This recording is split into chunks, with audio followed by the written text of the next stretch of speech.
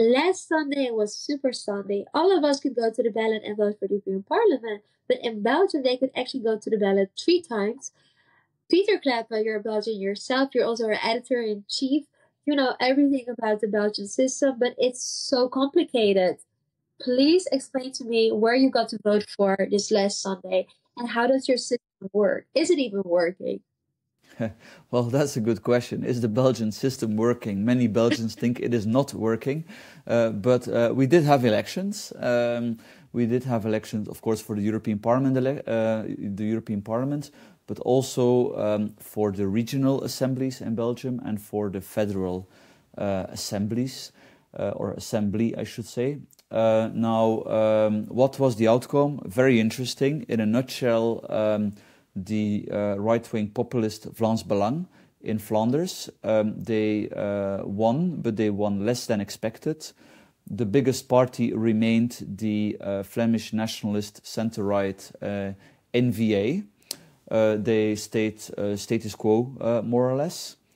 All across Belgium, apart from Brussels, which is very specific, the Greens lost big, which is good. I mean, they shut down a few nuclear reactors in the middle of an energy crisis. To be fair, they extended a few, but I think this kind of irresponsibility has been punished by Belgian voters.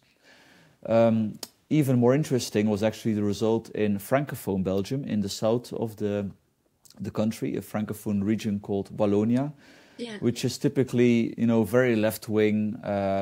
It was the second industrialized part of the world after England, but then the trade unions were always very strong there, and they have been conducting a very left-wing policy, with the result that it's only as rich or as poor as the region around Budapest, to give you an idea. Very hostile policies towards entrepreneurialism and free enterprise in general. So there, it looks like our Walloon friends, they really had enough, because the communists, they lost votes in Wallonia. They went down in the results. Also the socialists, they went down.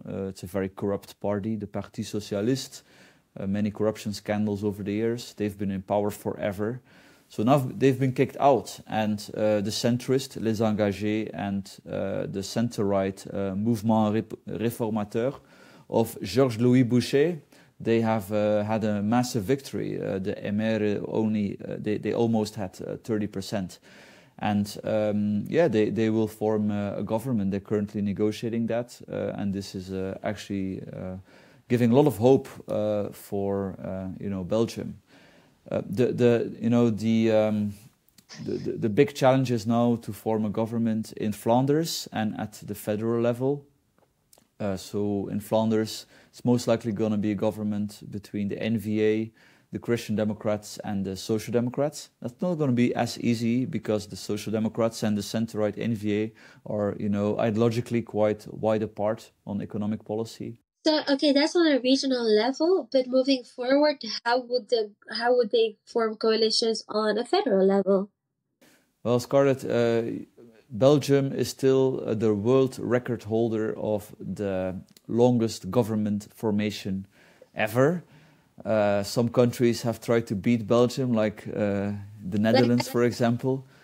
8 months, but this is nothing. 8 months. Belgium's record is still 1.5 year of forming a government, which is very long. And this has everything to do with the big divide that you have between the more or less more center-right Flemish political parties and the more or less more center-left Francophone political parties. But as I've said, things have slightly changed, because now we have actually more communists in Flemish parliament, or in Flemish politics, than in Francophone politics, which is good, but which also makes it perhaps slightly easier to form a federal government.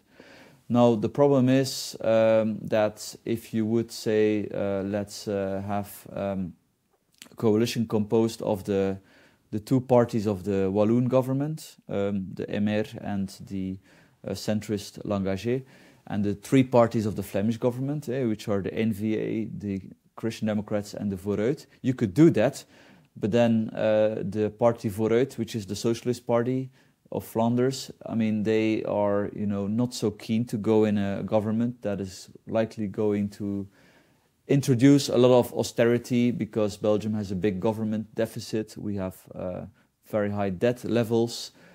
So that's going to be quite difficult.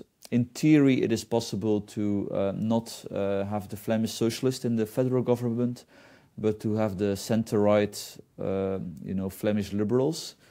But they were in government. They even had the prime minister. They did not achieve a single thing from their party program, so they lost sort of half of their votes, a massive massive defeat. So they're not going to be so keen to go into government.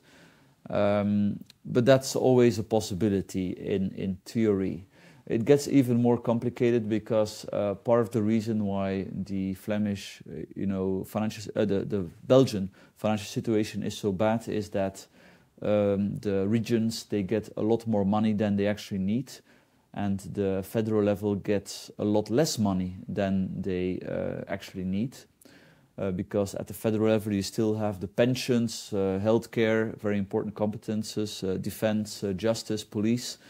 Whereas at the regional level, like for example, the Flemish government is spending, I think it's 18 billion euro, astronomical amounts of subsidies for companies, for all kinds of nonsense, often. The obvious, solution for that. They're actually failing. That is basically what we can conclude, right? Yeah, exactly. What